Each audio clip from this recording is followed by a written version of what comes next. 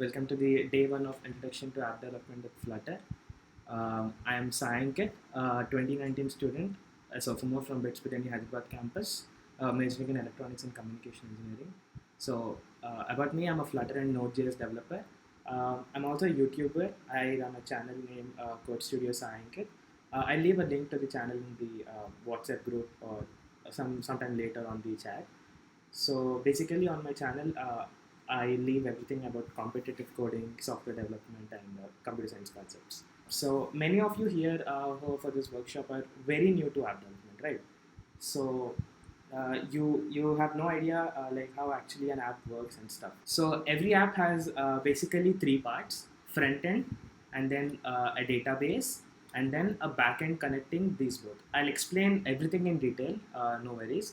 So front end is something that you interact with an app. Take any app as an example. Everything that you see on your screen is basically front end of the application. Be it in the same of web application also. Take any website. Everything that you see on your front is front end. Okay, the buttons you're interacting with, the colors, the app bar, the bottom navigation bar, everything that you see is front end. Everything that you don't see are these back end and databases. So everything before the curtain is basically the front end. Database, as the name suggests, database is nothing but some place or an area where data is being stored. So database can be like very huge servers. You can take an example of a Google server where the database is maybe very huge rooms or some other apps. Yeah, so database may you can store any stuff. You can store your photos. You can take a Facebook database. It's very huge because lots of people are on Facebook and lots of photos and videos are uploaded. So everything gets stored somewhere on the database. And on your Facebook app, you get to see those videos and apps which are in the database via backend. Backend actually facilitates you to connect with the database. You're a front-end user, that is client. The client is a term which is used for someone who is using the application, the end application, and the backend and database comprise of the server side.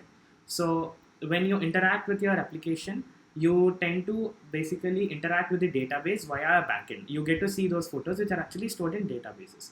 So in database, the data is being stored like in very different forms, from tables or in JSON formats. Anyone who has done like web development know what exactly is a SQL table or a JSON file. But no worries, we'll just assume the data being stored inside the database to be in a simpler format, TXT files. I guess everyone knows what TXT files are, right? The basic text files you create in your device.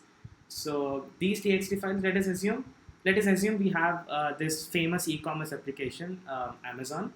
On your app, you have your Amazon application on your phone, right? So let us assume there's a database of Amazon. It's very huge. Let's assume to be very simple in our case, and only .txt files are being stored in the database. I'll show you what exactly a database file looks like. Let us assume this is a txt file that is stored in database. For simplicity, let us also assume only 3 products are sold on Amazon. Okay, basically this is iPhone 11 Pro, 11 Pro Max, and OnePlus 8 Pro. Only these 3 phones are being sold on Amazon, and the data pertaining to them is also very limited. Only the name of the application, the seller, the price, and ratings are given. For each product, you have those same things like the name, the seller, and the price and the ratings. You can see there. So let's not go like other like specifications, images and stuff. Let's keep it very simple. Okay, this is being stored in the Amazon database. Amazon database is very huge.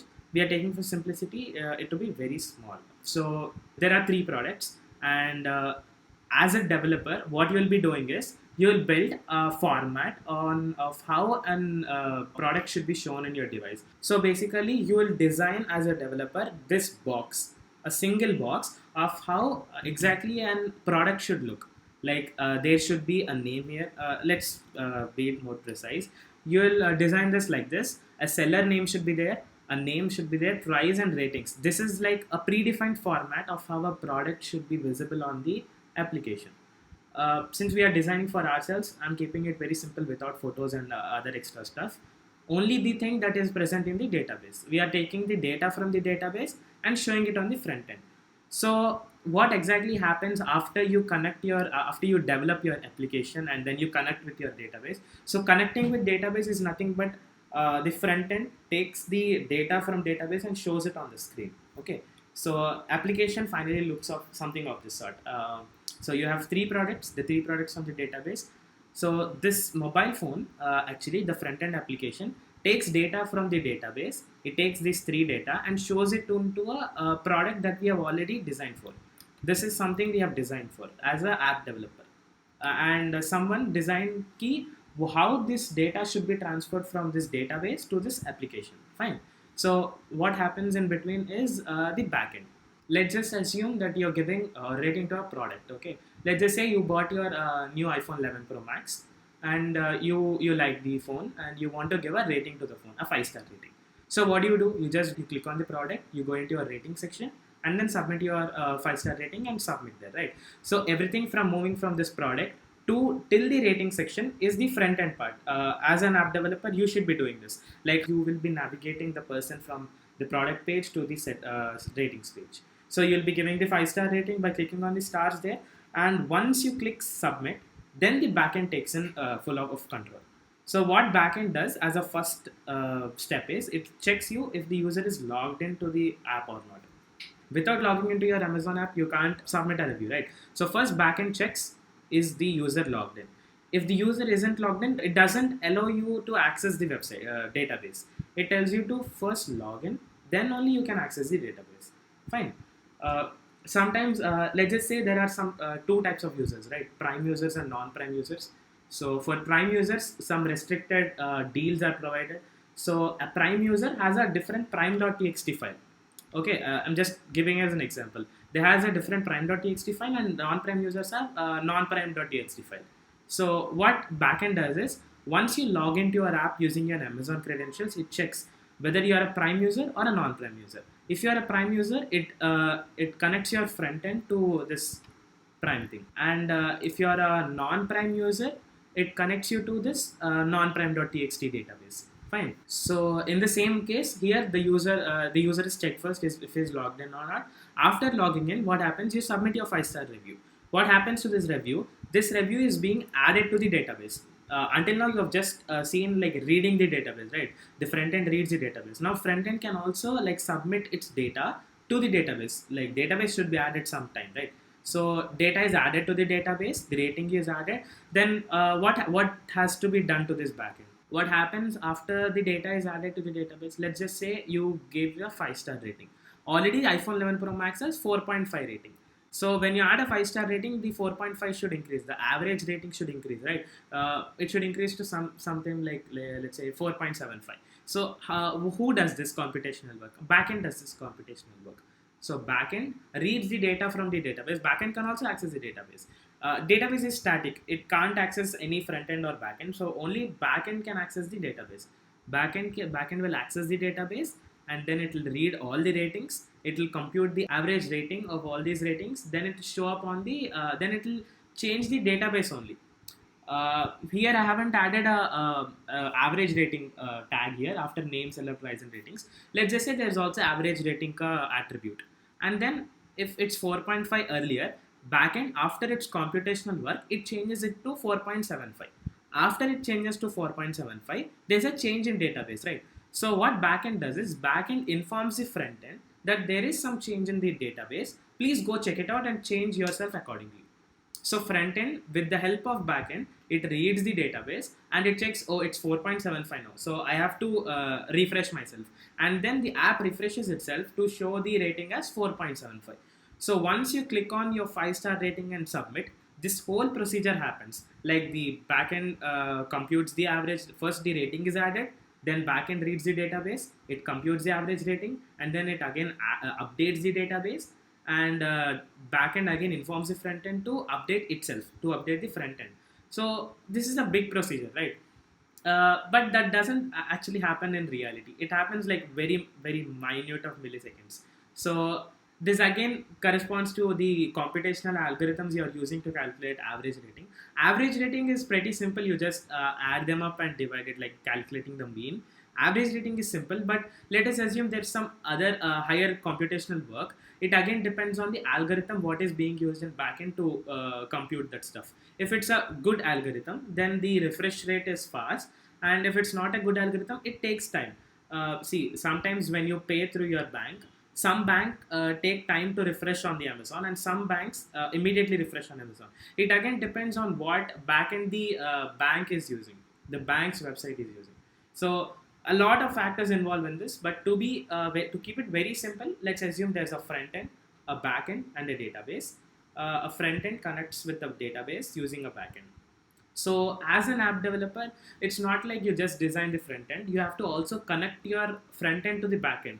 There's no connection, right? So front end, you have to connect to the back end. Then back end has to be connected to the database by a back end developer. So backend and backend database is maintained by the backend developer.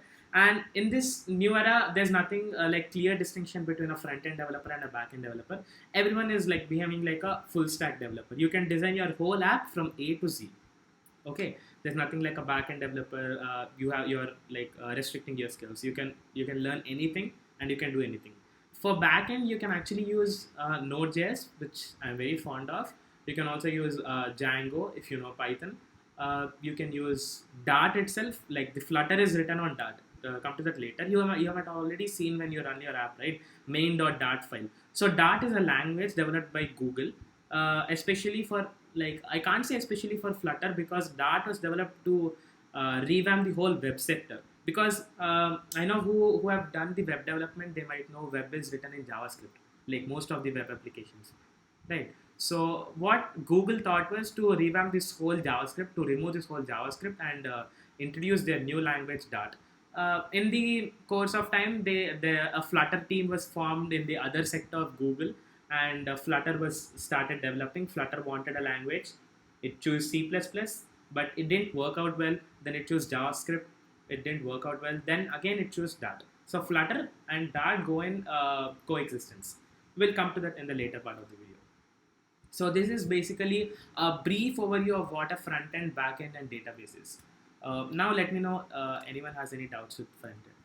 How does back end communicate with front end for any update? Okay, so there are these things called streams where you connect your back end. So what exactly is a stream is, let's just say a stream of water is flowing, and you connect the stream of water to two different containers. Let's just say you have normal water in all the containers and in a pipe that has water flowing. Then whenever you add a pink color into one of the container, so when you add a pink color into one of the container, let's assume that container to be backend. So water is always flowing there, right? So when you add a pink color, automatically water mixes up with the pink color, and this container also changes its color. In the similar way, they design the backend in such a way that a stream is connected from the front end to the backend, database. What happens if there's any change in the backend? This stream gets updated regularly. So a stream is like in constant connection with a backend, and whenever a backend is changed, this is updated. So streams are like when you design your backends, then you should know about streams. And as an app developer also, you should know stream, because let's just say you want to update something, then you have to keep it under a stream builder widget. I'll come to what are widgets in Flutter, but you have to keep the widget inside a stream builder. So what a stream builder does is, it takes a stream. You have to define a stream. So you'll take a stream from the backend, you'll define it in the front end, saying that this front end is connected to that backend by a given stream, the stream you have defined it. And then you will run the, and as a children inside the widget, you will go accordingly. Clarified? Stream has a refresh rate which updates the front end then. Yeah, like stream is very fast. I don't know how much refresh rate it has, but it's quite fast. You have observed many apps, right? Like I have also developed a basic app with complete Dart. Okay, so what does that app do is, I've developed that for our college. It's a CGPA calculator.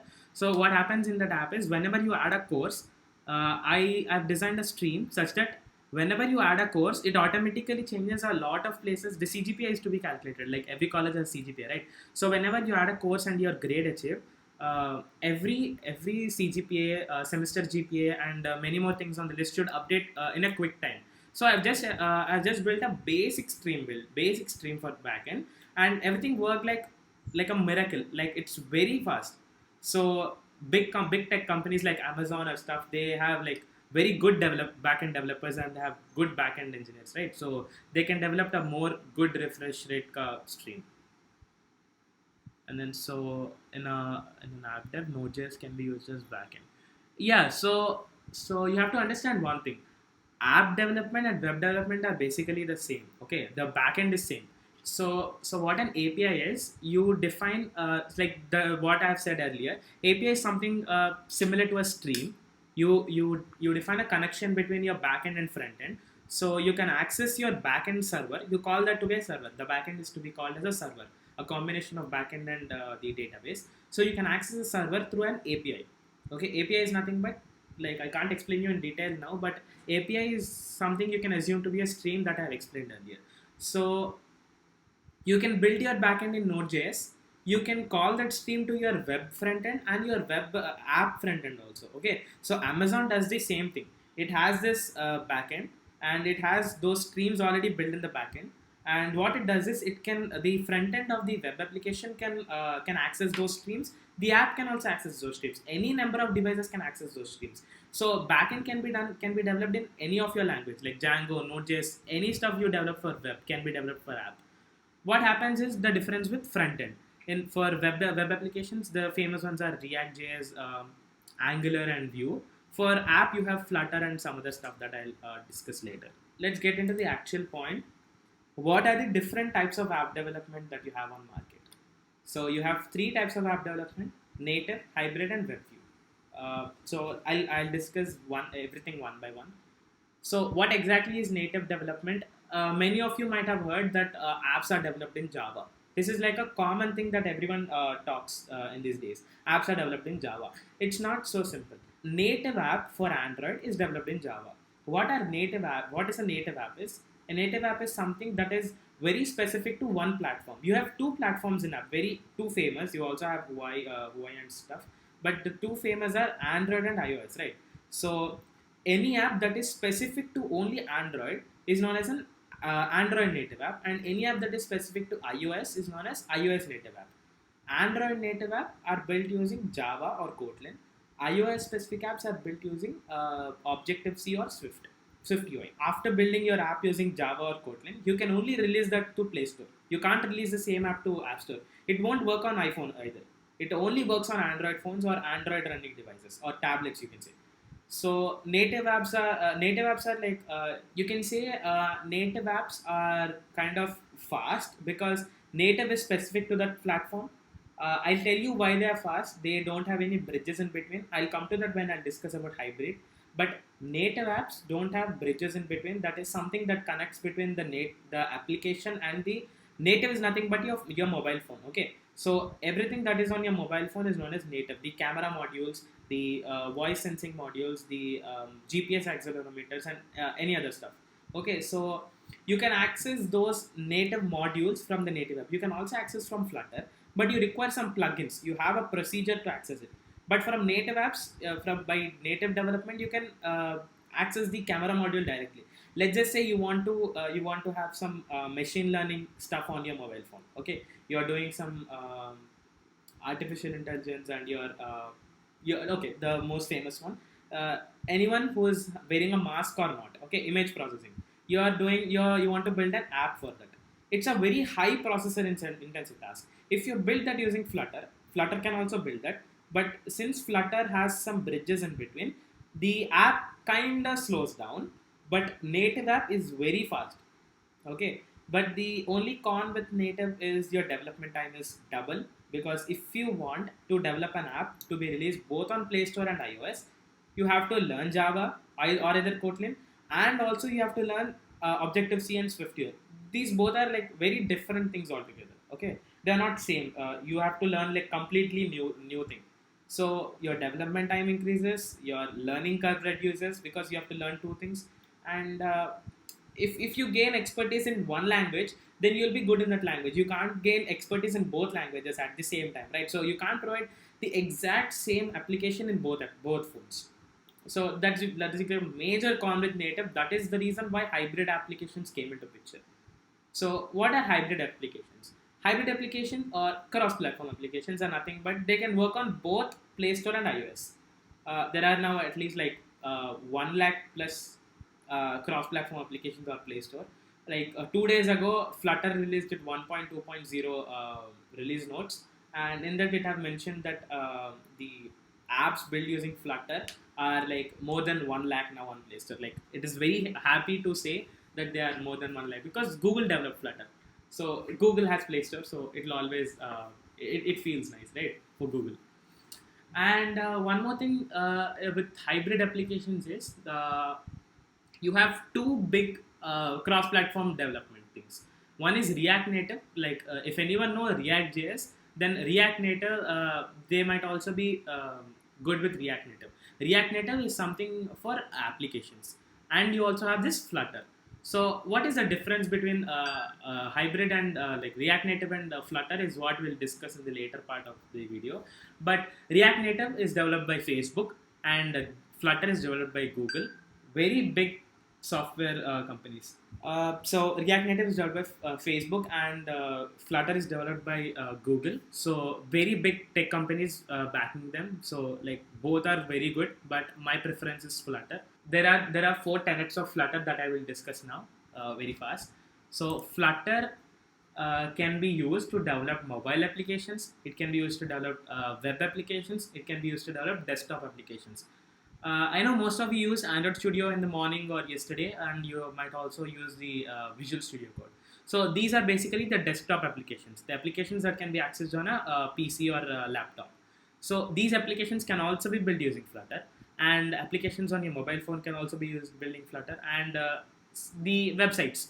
The web is actually in beta stage now. It's not completely stable, but you can build your web applications. The Flutter web will be stable maybe by this year end, so we have to wait for that. But mobile Flutter is very stable now. So why Flutter choose to have a cross-platform like across this whole domains? You know, one more interesting stuff. Flutter can also be run on embedded systems. Let's just say you have IoT in your home. You want to build some IoT like smart home, smart lights and stuff.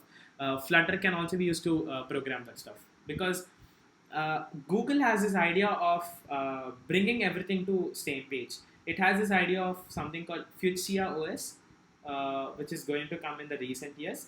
That like you have Android and iOS, right? So what Flutter is aiming, look, not Flutter. What Google is aiming is to bring this new OS that runs basically on Flutter. Everything that runs on this OS is Flutter, and they want to bring Fuchsia to every device on this world.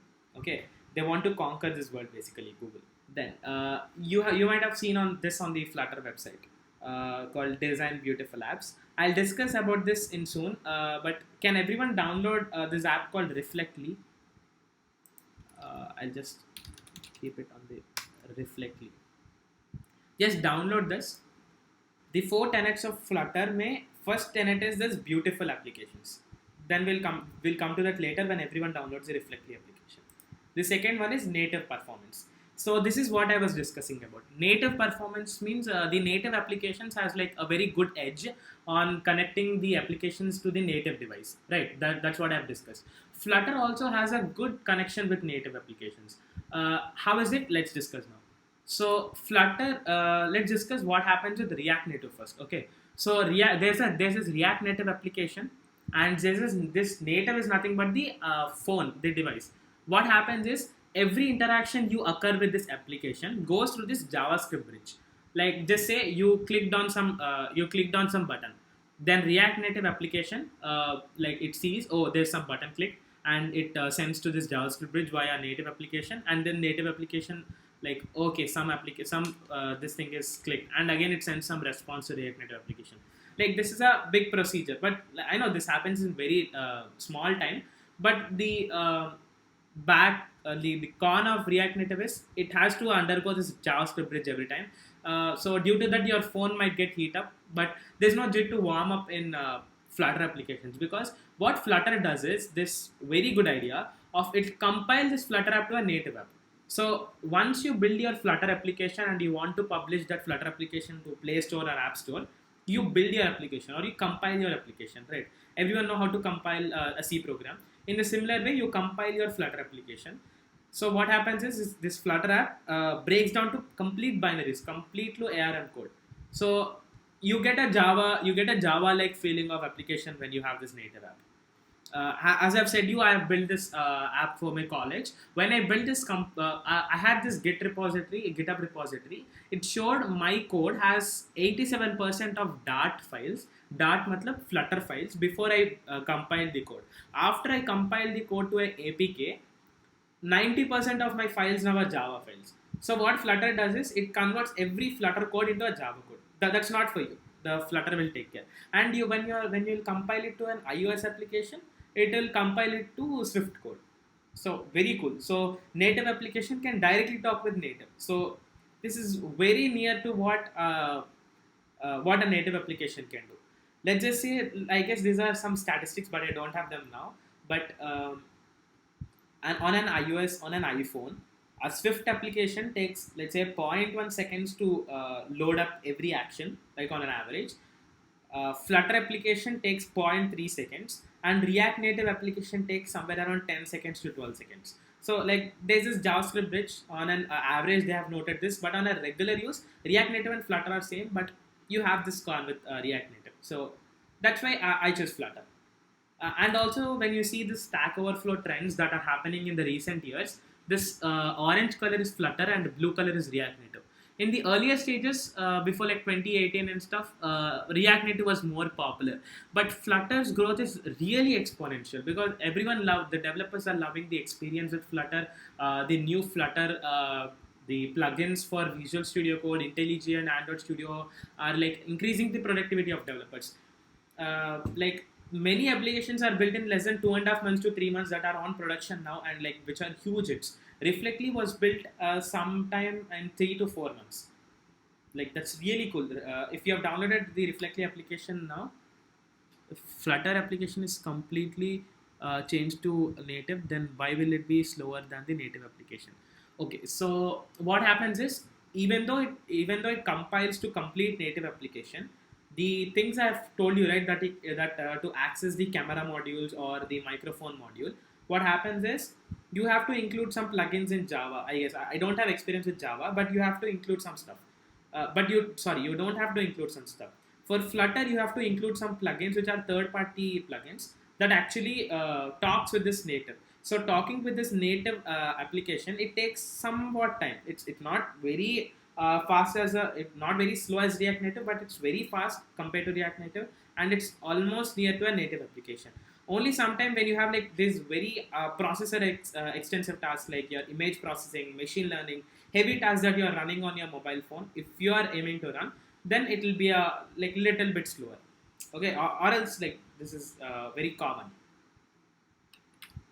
Okay, so I guess if you have downloaded the Reflectly application, the application was built completely on Flutter, and the Reflectly team first they started with React Native, and then they again shifted to Flutter because they found Flutter to be more helpful. So you can see these trends also. And the other thing I want to say is fast development.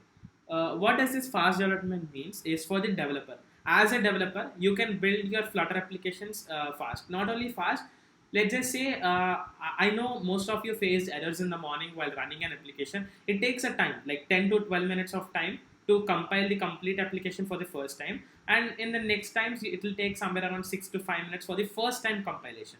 But once you compile your application and your application is ready running on your virtual device, everything occurs within seconds.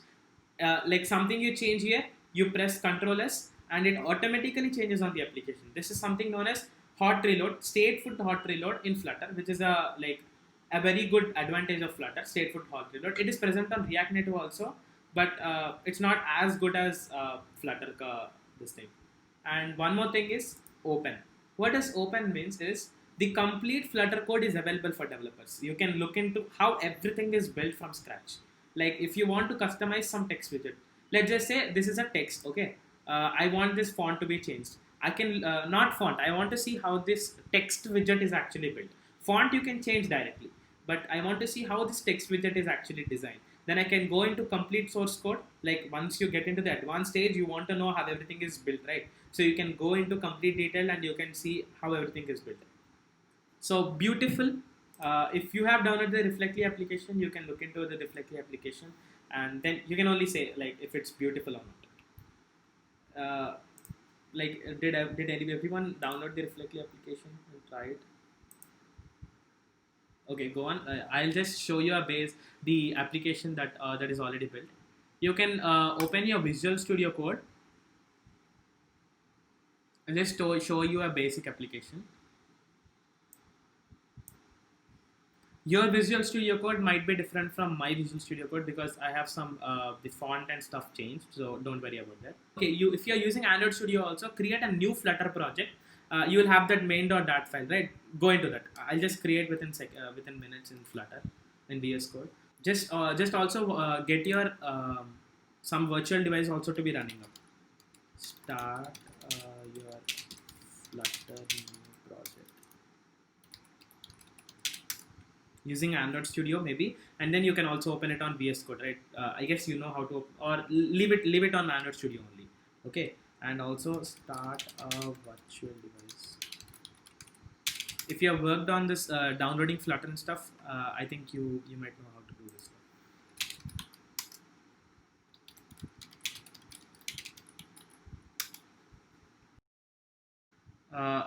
Okay, so you can tell your doubts here because it might take some time to start a Flutter project. Feel free, you can turn on your mic also, and you can tell your doubt if it's very long to type in. So I could also suggest you some videos on YouTube. There are these Flutter talks by the Flutter developers itself, like those who actually build Flutter. They tell you the actual the timeline of how Flutter was developed, how it came on, and stuff. How does it vary to build a project in VS Code or Android Studio? Oh no, it's exactly the same. But Android Studio you have all those bloatware on fonts and stuff that takes up most of your RAM. Okay, so VS Code has this very good thing, like it doesn't cost you that much RAM as Android Studio costs. Creating a project on both of them is same, but once you run your application on Android Studio, it takes up more RAM. So better you create a project on Android Studio. If you are unable to create on VS Code, then you can drag that folder into VS Code and you can open that on your VS Code. Okay.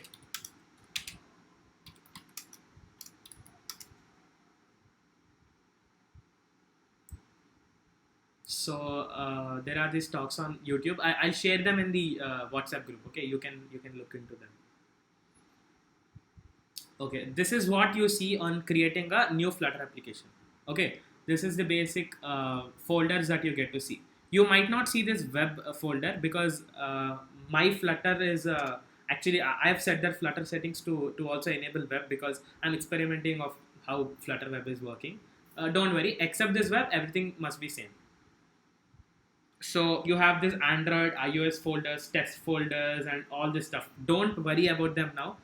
You will be overwhelmed to see what all exists in there. See, there are like Gradle files and stuff.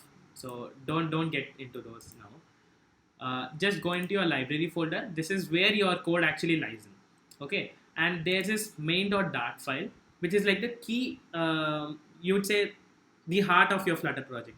This is from where your code actually starts. To run a Flutter application, you can go into run, which is present on the top. Then you can click in run without debugging.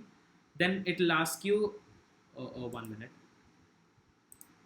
Then it will ask you something like which device on which device you want to run this application. If you have connected your mobile phone to the laptop, then you can run directly on your mobile phone. Unless then it will ask something like this to start some Android emulator and stuff. I have Chrome because I'm also running a web project. So you might have many different emulators there. You can create virtual devices using your AVD manager on Android Studio, and they'll be visible here. And you can select anyone. Let me select something like 3x, and then it start. We'll go into like actual Flutter code mostly by tomorrow. Like today is the basic beginner stuff, and I'll show you the use of like the stateful hot reload, and I'll also show you maybe the pubspec.yaml if the time permits to. What all is the default code in the main.dat represent? Yeah, I'll come to that once the device is ready. I'll come to that. It should run here. Okay, so what's happening here in the debug console, let's look at it. So it says launching library slash main.dart on Chrome. Let me start this again. Run without debugging is like what you have to do every time. Once you click on run without debugging, it will start saying launching library slash main.dart on mobile. So everyone, I think everyone are familiar with int main, right? That on C or C++ if you're familiar with. So same is the thing with this Flutter. There is this void main, and this is somewhere like the main heart of the heart lies in. Okay, so everything that's in this main file runs first. Same is the case with C or C++ program. First, something that's written in main file, main function, sorry, it's a function, it runs. Then something after the main function has to run. So what's given in the main application is a run app. So this my app is nothing but a widget. So one more thing you should also know is, so it's running on x86 Android SDK. So that's what my virtual device is. So you should know that everything that you see on your screen is a widget. You have to make up your mind that everything you see on your screen is a widget. Let's just say I open some application like messages. Maybe it hung. Okay. Let's just say I go to this clock. Yeah, you can say they are equal to components in React. Yes. Meanwhile, you also run this application, the normal application on your virtual device. I guess there's some error on the virtual device also here. Okay, let me explain on the VS Code only. Let's just say VS Code is your mobile application. So this icon here is a widget. This icon is a widget. This icon is a widget. This text is a widget. This background black screen is a widget. Something that's moving up and down is a widget. And this whole screen is a widget. The whole application is a widget. So you have to assume, you have to make up your mind while you're doing a Flutter that everything is a widget here. So this alarm is widget, this text is widget, this button here that shows a word clock, everything is widget. Okay, so you have to make up your mind in such a way. So my app is nothing but the complete application that you are running. I'll remove this all the whole stuff here. These are all comments to explain you how the app works. We'll come again from the start in the next session. But this is basically what it is. My app is nothing but the complete application. So what main suggests to do is run the my app. Okay, you can name it anything you want. You can name it app development workshop, something something on your name. You can name it Sai Ankit, my name. So this is a stateless widget. We'll come to stateless and stateful also in the later part of the video, not video session. So what is happening here inside the widget is, don't go into deeper like what is this override. When you're learning C, you don't get into something more deep like what is hash include stdio.h. You don't go into deep when you're trying for the first time, right? So just see in the first, don't go into this build context also. This is something like hash include stdio.h. Okay, so what this my app is returning is a material app. A material app is nothing but it's an application, the main application that has to be run. Okay, material app has some good components or good widgets called like text, scaffold, title, app bar, bottom bar. This is an app bar. Okay, this is something called app bar in the Android thing. Okay, like we'll just go into this now rather than waiting for the app. So don't go into this stuff now. So what is returning? Home is nothing but you can assume home to be what has to be shown on your main application. Okay, in main application there has to be something called a scaffold widget. If you know what's a scaffold, when you're building your own house or something, you design a scaffold first, then you build your home, right? Scaffold is nothing but something that gives the strength, gives a framework for the application. In the similar way, there's a widget. You have to always talk in Flutter terms. There's a widget called scaffold which is present in material application. Material app, so material app is like the top level widget. In material app you have this something called scaffold widget, and inside the scaffold widget you have to design your application with some text widget, button widget, app bar widget and stuff. Okay, so material app has this scaffold widget. Fine, let's go find where the scaffold widget is. So don't go into this. Yeah, so what's returning here, this material app is returning a my home page. So my home page is a scaffold widget. How do you know my home page is a scaffold widget? Because my home page is returning uh, a scaffold widget. I guess I'm presenting my screen and I'm taking my camera, so this is taking a long time maybe. Hmm. So this is a scaffold widget that's being delivered. So a material app has a scaffold widget. Inside the scaffold widget, you have this app bar. So you can see on your screens.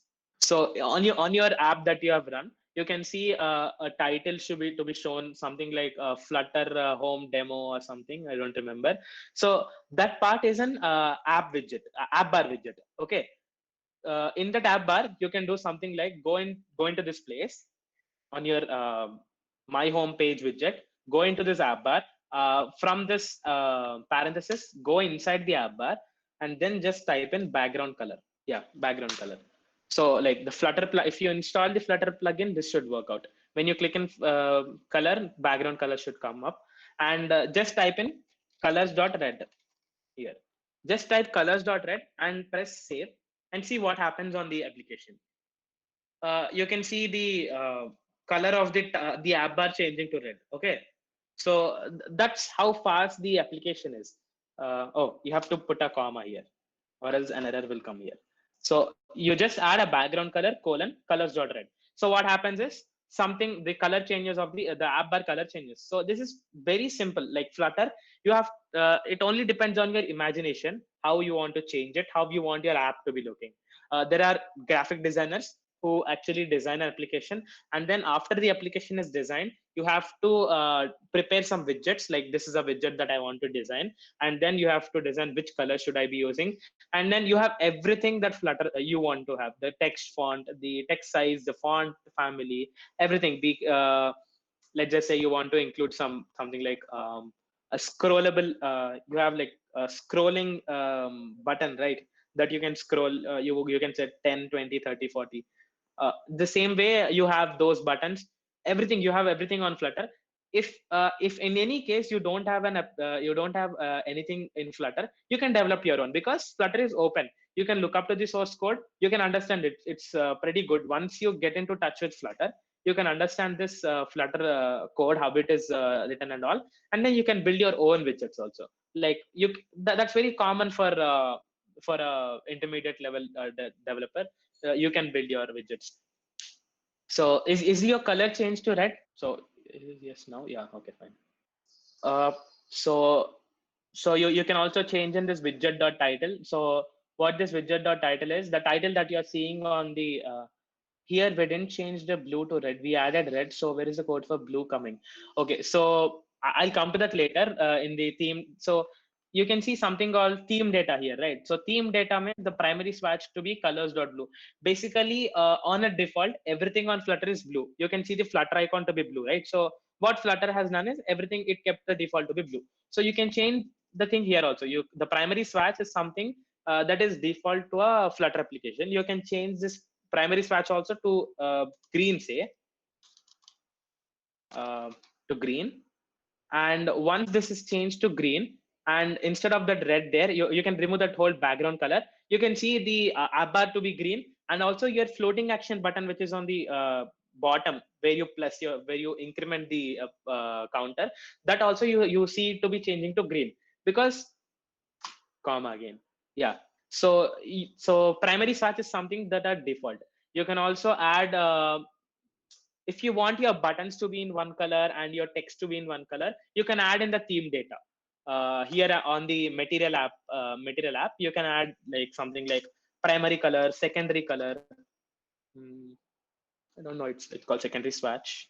Yeah, secondary header color, text selection handle color. You can add in all colors, all font styles, everything in the theme data. Okay. And any more doubts? Like if you change it to green, you can see the floating action button also to be changing it to green. The floating action button is something that is on the bottom right. Okay. And if you want to change that particular color of that floating action button, you go on to the bottom. You see this floating action button, right? Just go into that, type in color, background color, and keep it colors dot purple. and then just save it. You will see the color changing to purple. Uh, okay, you will see the color changing to purple. So this you can change it each one by one, or else you can name it at the top, like the basic theme color of my application is to be black or white. Then everything you build is in black color. Or else you want to build each color for each widget, you can do that also. Everything is customizable on Flutter. So I guess you got how the hot reload is working, right? You can change this text also. You have pushed the button this many times. You can just type in something, hello world, and on just save, you can see the thing changing on the device. This is like very fast. The hot reload is very fast, but just press the counter. You can see the counter to be increasing 1 2 3 4 5, and just change again hello world to hello, and again press save. You can see the only hello to be changing. The 1 2 3 4, like let's say you come to 4 number, the 4 number won't change because Flutter has this thing called stateful hot reload. Means it will persist the state of the widget. What is state and stuff we'll discuss in the next session. But that is how it works. Yeah. So all this stuff is comments. You can always delete them. This only makes this file 118 lines. But if you want to build a basic Hello World app, okay, let's do this last thing first. Just 2 minutes maybe. I'll just show you how to make your Hello World application. Okay, remove everything on your main.dart and just type in import, and then just type in material, and then like Flutter, this VS Code extension will give you all IntelliSense kind of thing to actually import what important packages are to be when you click on MAT and stuff. So import package material.dart is something like hashing through stdio.h. Don't go into that stuff. And then you have to declare your main void main, and then bracket, then just type in run app. This is like the basic boilerplate, my app. Um, so why is this red color coming? Because I don't have any my app defined yet. So I'll just tell you a very useful trick now. Just type in STF. This and this will give you this. What do you say this? Snippets. Yeah. So Flutter plugin gives you this snippets, and when you just click STF and press enter, a whole boilerplate syntax is created, and just you have to press my app, and everywhere this my app is just again recreated. My app, my app, my app, my app. So you don't need to type in every time when you develop like very lot of widgets. Okay, when you're developing lot of widgets, there's no need to develop this stuff. And remove this container in return, and just type in material app, because first is our material app.